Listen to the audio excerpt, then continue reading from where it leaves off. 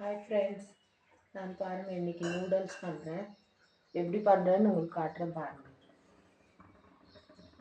First எண்ணெய் ஊற்றிக்கணும்.